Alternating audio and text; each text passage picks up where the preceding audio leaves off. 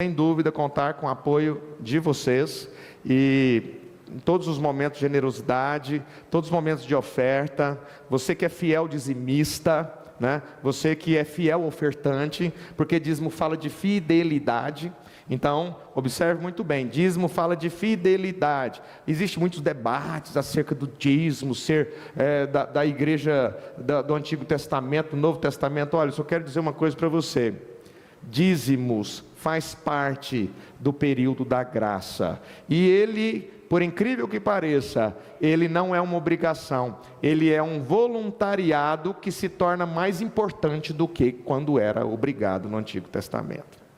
Então você que é um fiel dizimista, você que é um fiel ofertante, pense nisso, coloque diante de Deus, peça à igreja para orar. Por quê? Porque nós precisamos de recursos, nós queremos fazer. Ah, mas nós fizemos a campanha. Sim, estamos fazendo a campanha da poltrona, parece que está tudo muito assim. Pastor, mas é porque a gente não tem. Bom, tem a maquininha de cartão. O irmão Zé Marcos falou assim, olha, se as pessoas quiserem, a gente parcela essa poltrona. Às vezes ela não tem condição de contribuir com uma, a gente parcela, a gente faz. Eu preciso ser claro com vocês, igreja, afinal de contas somos uma família. Vocês precisam entender isso. Agora, não se sintam constrangidos, porque todas as vezes nós estamos ouvindo, não é acerca do que você não tem. Nós vamos vender os bancos, se possível colocar a venda essa semana, e se vender antes de chegar a poltrona, nós vamos começar a fazer os nossos cultos em pé. Ué. É ou não é? Porque assim, a gente está empolgado, e a gente precisa passar essa visão para vocês. Agora, pastor, eu não quero, o dia que chegar a poltrona eu saio da igreja. Vamos conversar antes, por quê? Qual o motivo? Será que o conforto te incomoda tanto assim? Será que você pensa que Jesus veio para um povo pobre, paupérrimo, abaixo do nível da pobreza? É isso, você acha que Jesus não tenha vindo para todas as classes sociais? Jesus veio para todas as classes sociais. Contudo, aqueles que eram pobres ao ponto de estarem abaixo do nível da pobreza, Jesus faz com que eles assentem no trono com os reis. Gente, aquele povo diz, o Jacó, seus filhos, quem era José, paupérrimo lá, não tinha nada, 13 anos preso numa penitenciária, ali, junto com os ratos, com as baratas, e permitindo, cheio de doenças e infecções ali do lado dele. E o que Deus fez com ele? Levou ele para se assentar no trono de Faraó. Deus veio para todas as classes sociais, mas eu digo uma coisa: Deus não quer conformismo por pensar que ele veio, os pobres herdarão, os pobres de espírito, aqueles que buscam o espírito com constância, herdarão o reino de Deus. Hoje cedo nós estamos falando, sinceramente, eu conheço quase a maioria dos que estão aqui, e o objetivo nosso é fazer com que você prospere. Nós não vamos pedir para você manter onde você está. Nosso objetivo é pedir para que você prospere, de alguma forma ou de outra. Nós vamos ajudar até o momento em que você vai prosperar. Quando você prosperar, aí você começa a ajudar os outros. José foi ajudado até o momento em que ele ajudou todo mundo. Quem era José? Era um cristão, né? Em outras palavras, ele seria um cristão. Quem era Salomão? Era um cristão. O problema é que as pessoas têm tanto medo do dinheiro, porque o dinheiro vai potencializar o caráter do indivíduo. E às vezes ele tem medo de mostrar quem ele realmente é. O dinheiro potencializa a sua humildade, ou vai potencializar o seu orgulho e sua arrogância. Então, é um pouquinho que eu posso dizer acerca disso, já que as pessoas falam, pastor, o senhor não fala nada disso, o senhor não fala de dinheiro. Não falo mesmo. Talvez eu tenha um recalque, né, dos tempos que nós vivemos, mas nós temos tido pessoas que têm falado com propriedade sobre isso. Temos tido pessoas que têm falado com propriedade sobre isso. Eu agradeço a Deus porque a igreja não é composta de uma pessoa, é composta de membros. Então, e por falar em igreja ser ajudada, eu fui ajudado hoje. A questão dos 10% que o ser humano usa é um mito. Eu recebi isso hoje. O ser humano não usa apenas 10% do cérebro. Na verdade, ele usa todas a não ser que tenha uma patologia, tá, gente? Às vezes a patologia faz que usa só a metade ou outra. Estou falando de aquilo que é normal. O ser humano não usa apenas 10% do seu cérebro, ele usa todo ele. A questão é que ele pode explorar um pouquinho mais o seu potencial cada dia. O ser humano pode explorar um pouquinho mais do seu potencial, melhorar a eficiência diariamente daquilo que você usa, mas a questão de usar apenas 10% do cérebro é um mito, e realmente eu recebi essa observação hoje, e realmente eu procurei, e como os estudos estão cada vez sendo mais aprofundados acerca do cérebro, na neurociência, então realmente isso foi falado há muitos anos atrás, e isso nós carregamos conosco, mas nós, pessoas neurologicamente normais, né, e equilibradas, usa 100%, 90% a 100% ali de tudo que o cérebro tem disponível, mas o potencial, ele pode ser maximizado. Você pode potencializar. Quando que você deixa de usar o cérebro como deveria? Quando você para de aprender. Se chegar um dia, você for deitar e falar assim, o que eu aprendi hoje? Nada. Muito provavelmente o seu cérebro não está sendo usado na potência que ele tem para ser usado. Se você não aprendeu nada em um dia, muito provavelmente você está deixando com que o seu cérebro chegue às margens de um Alzheimer muito mais precoce do que poderia vir. Então nós precisamos ver isso e começar, procurar, treinar o nosso cérebro, a nossa cognição, treinar as nossas emoções, e não ficar simplesmente nos comparando, que foi o tema do G100 desta semana, comparação, né? E aqui no livro de Samuel, 1 Samuel capítulo 8, o povo de Israel começou a falar para Samuel e dizer: tu já estás idoso, teus filhos não andam em teus caminhos, escolhe agora um rei que nos lidere à semelhança das outras nações. O que o povo de Israel estava fazendo com Samuel? Se comparando com as demais nações, para ser como as demais nações, mas Deus era o rei de Israel. Era um regime teocrático, e eles estavam pedindo um regime monárquico.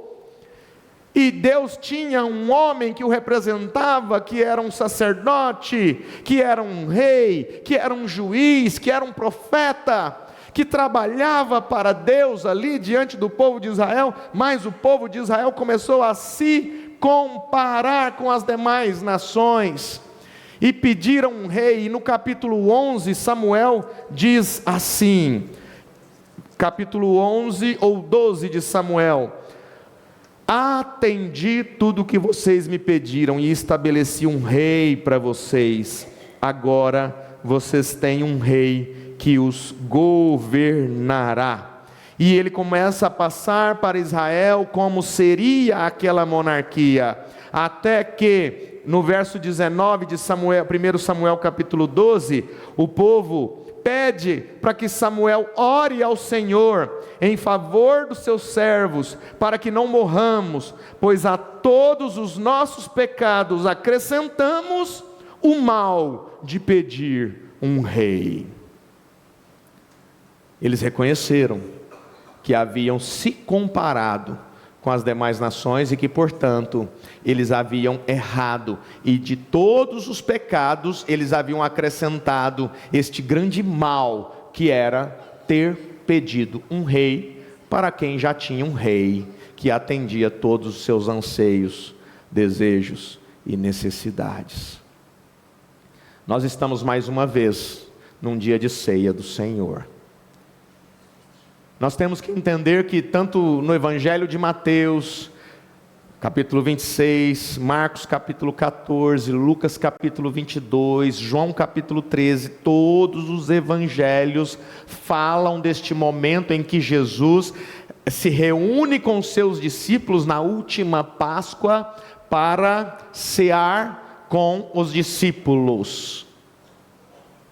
E que naquele momento ele estabelece muito mais do que a Páscoa. Ele estabelece a nova aliança.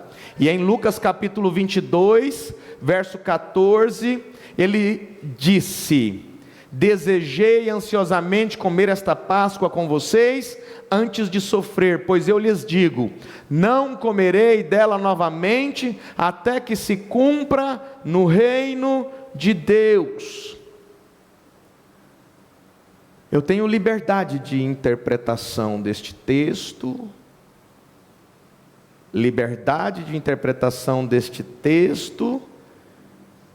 unido, conectado aos demais evangelhos e às cartas, que quando ele disse, não comerei dela novamente, até que se cumpra no reino de Deus. Quando João Batista veio, ele anuncia o reino. Quando Jesus vem, ele diz, o reino está próximo. Lá em Lucas capítulo 17, ele diz, o reino está dentro de vós. E lá em João capítulo 14, ele diz, eu vou, mas não vos deixarei órfãos. Eu vou e volto, não vos deixarei órfãos. E eu preciso ir, porque se eu não for, o Espírito Santo não habitará em vós. Hoje estou convosco, em outras palavras, mas estarei convosco e em vós até a consumação dos séculos. Portanto, permita-me dizer que a primeira ceia que Jesus tomou depois de ter morrido foi no corpo de Cristo, que é a igreja. Permita-me dizer que Ele não deixou ninguém órfão. E se você faz parte dessa eclesia, Jesus toma a ceia, Ele toma o vinho, Ele come o pão através da sua igreja, que prospera, que luta, que geme, e mais que vence. E esta igreja faz parte de quê? Do reino de Deus. Quem que é o rei? É Cristo. E o corpo, a igreja. E como que ele comunga? Como que ele ceia? Através de você. Por isso eu quero dizer uma coisa.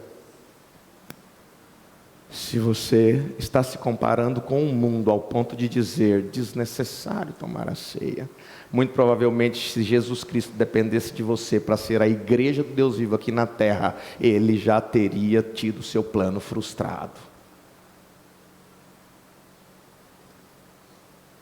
Você que está se comparando com o mundo e acha que é desnecessário a ceia do Senhor, o vinho representando o sangue da nova aliança.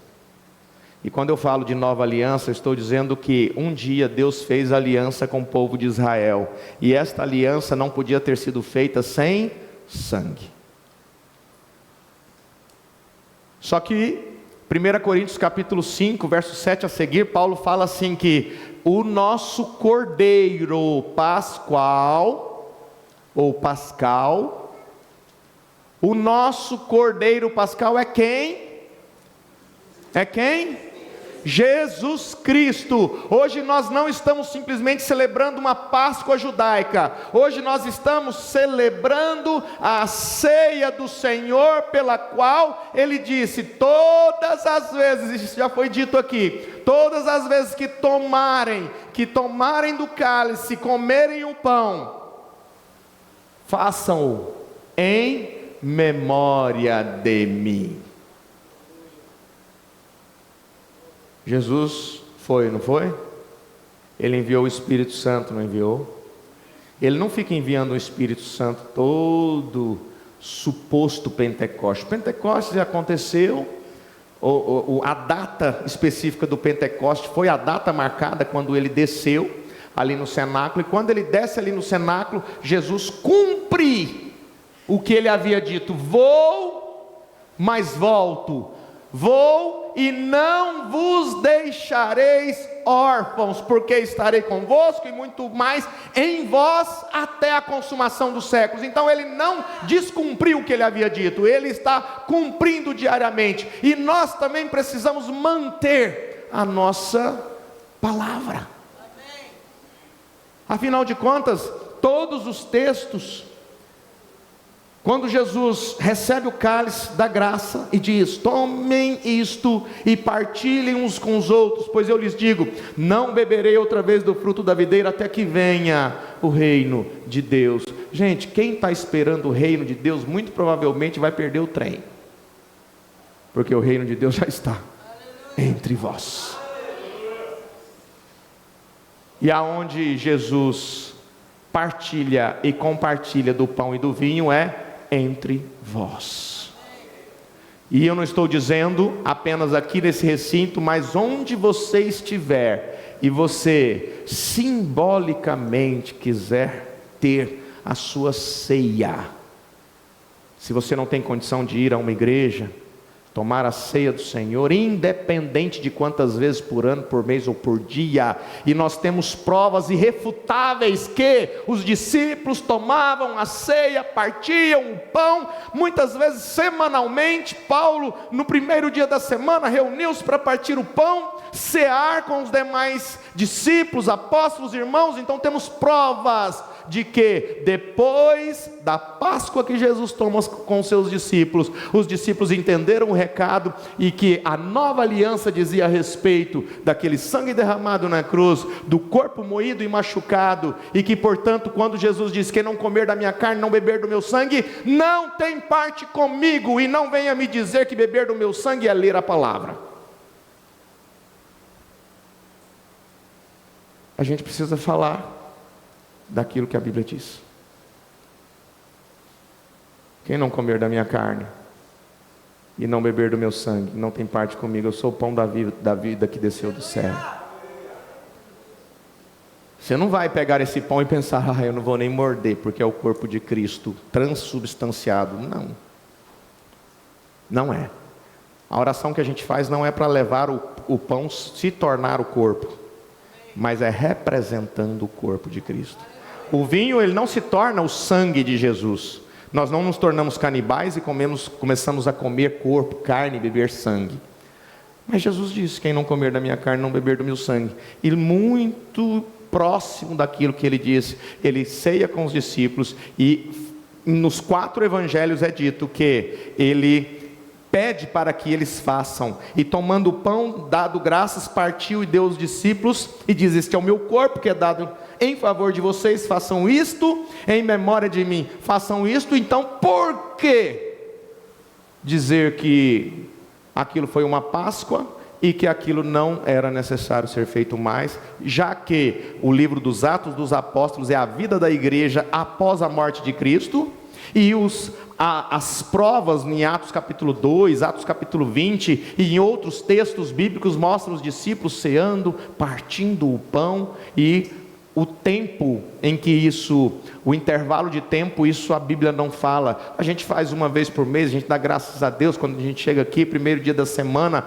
ao primeiro domingo do mês, no primeiro dia da semana, é o dia escolhido pela família Unidos em Cristo para fazer isso. E se é uma vez por ano, se é de 2 em 2 meses, não importa. Uma coisa eu preciso dizer para vocês: se você faz isso simplesmente como se estivesse chegando no cartão de ponto, bati meu ponto, agora eu quero as bênçãos de Deus, saiba de uma coisa: está errado. Hoje nós falamos de manhã, e uma amiga mandou para mim aqui, para mim transmitir para a igreja de forma mais completa. Coloquei nos meus status: Rábia, 800 anos depois de Cristo, não conheço. Se eu te adorar por medo do inferno, queima-me no inferno. Se eu te adorar pelo paraíso, exclua-me do paraíso.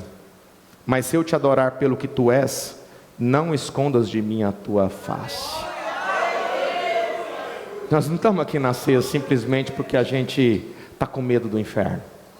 Nós não estamos ceando simplesmente porque eu tenho tanta vontade, né, como que ela disse aqui, de estar no paraíso. Ao entrar no paraíso e ver a raiz de Jessé, Meu desejo é tão grande em conhecer como Ele é.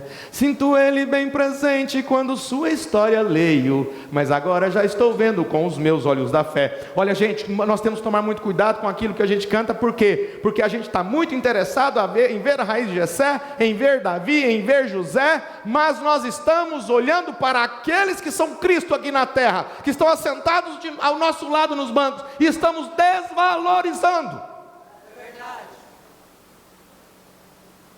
As pessoas vêm aqui, louvam, cantam, tocam, pregam. Eu não gostei, não é meu estilo. Eu preciso fazer um alerta.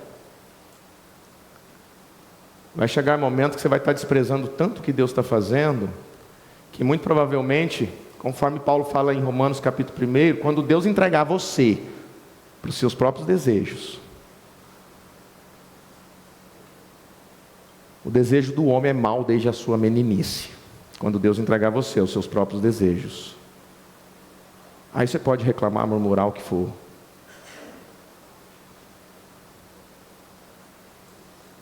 Tem um momento, a Bíblia fala de um momento que ali é uma travessia de um fio, ali é a travessia de um limiar, dali não tem como mais.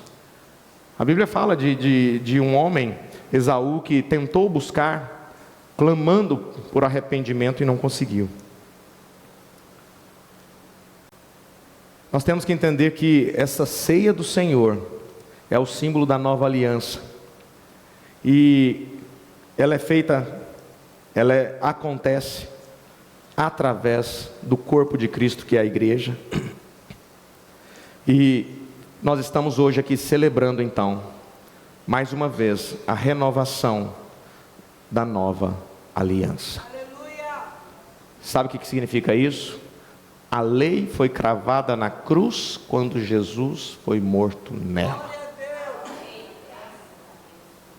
Portanto, se você está aqui para cear como se a lei te obrigasse, se você vai à igreja como se fosse uma obrigação, não. Gente, a graça é tão fantástica que a graça é totalmente, ela trabalha através do voluntariado e pronto. Até a oração, se você faz para pagar promessa, é lei, e lei já foi pregada na cruz com Cristo.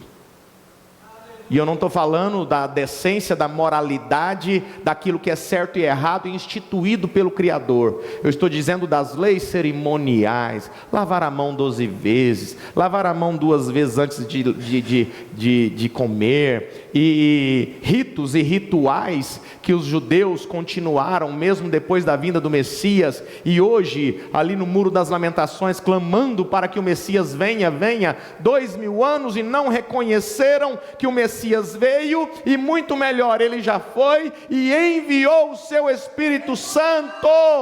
E Paulo fala que o Espírito Santo, ele intercede por nós. Gente, sabe quem intercede por você? O maior de todos é o Espírito Santo. Ele intercede por você, ele intercede por você, ele intercede por você com gemidos inexprimíveis. Vai chegar momento que você vai ter uma intimidade tão grande que você vai trazer gemidos que você não vai entender, mas é o Espírito Santo intercedendo com o Pai por ti. Não é o seu pai, não é a sua mãe que intercedem também, não é o irmão que intercede também, mas é o Espírito Santo que intercede. E o ministério de intercessão do Espírito Santo, ele está diante do Pai, intercedendo por esta igreja, intercedendo por você, dizendo: Pai, olha lá, eles não estão fazendo por uma obrigação, eles estão fazendo por amor. Eles não estão fazendo simplesmente porque alguém forçou. Eles estão fazendo porque compreenderam que enquanto houver vida neste corpo, nós vamos cumprir o que a Bíblia nos ensina a fazer.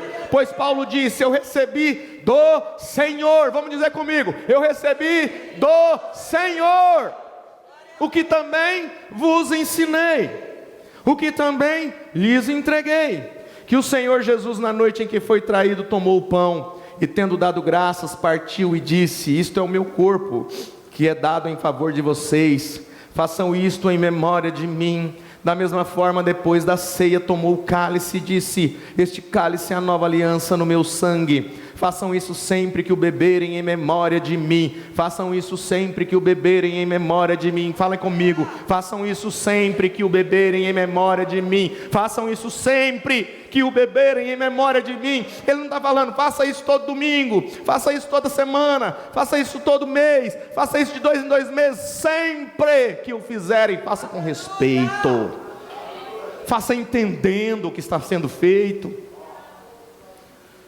Porque sempre que comerem deste pão e beberem deste cálice, vocês anunciam a morte do Senhor até que Ele venha. Ele vai voltar fisicamente, mas Ele não nos deixa órfãos enquanto Ele está assentado à destra do Pai. Ele não tem, o seu plano não falhou, não. O reino foi estabelecido, o reino é eterno, ele será consumado nesse formato, para entrar no formato eterno após a volta e ressurreição dos santos. Glória a Deus. Portanto, todo aquele que comer o pão ou beber o cálice do Senhor indignamente, não reconhecendo nada disso que nós estamos falando, né? Será culpado de pecar contra o corpo e o sangue do Senhor. Examine-se, cada um a si mesmo, e então coma do pão e beba do cálice. Examine-se, porque se existe pecado oculto, se existe algo que precisa ser corrigido, não é para você deixar de cear, é pedir misericórdia a Deus, perdão ao Pai, dizer: Pai, eu estou aqui para cumprir um dos mandamentos divinos. Quem come e bebe sem discernir o corpo do Senhor, come e bebe para sua própria condenação. Por isso há entre vocês fracos, doentes, vários já dormiram, mas se nós tivéssemos o cuidado de examinar a nós mesmos, não receberíamos juízo. Quando, porém, somos julgados pelo Senhor, estamos sendo disciplinados para que não sejamos condenados com o mundo. Portanto, meus irmãos, quando vocês se reunirem para comer, esperem uns pelos outros, e é o que vamos fazer nesta noite. E a família Unidos em Cristo tem a escritura de João capítulo 13, não como uma ordem, uma obrigação divina, mas simplesmente para fazermos como o Pai fez, para fazermos como o Mestre fez. É um símbolo de humildade, é um símbolo de devoção. Quando terminou de lhe lavar os pés, João 13:12, Jesus tornou a vestir a capa e voltou ao seu lugar. Então lhes perguntou: vocês entendem o que lhes fiz? Vocês me chamam mestre e senhor, e com razão, pois eu sou. Pois bem, se eu, senhor e mestre de vocês, lavei-lhes os pés, vocês também devem lavar os pés uns dos outros. Eu lhes dei o exemplo para que vocês façam como lhes fiz. Digo-lhes verdadeiramente que nenhum escravo é maior do que o seu senhor, como também nenhum mensageiro é maior do que aquele que o enviou. E agora que vocês sabem estas coisas, felizes serão se as praticarem. Amém, amém. Nós vamos agora orar pelo pão, consagrar o pão, o vinho, e que a graça do nosso Pai simplesmente preencha a sua vida, preencha o seu coração. Vamos fazer isso com muita fé, com amor e devoção.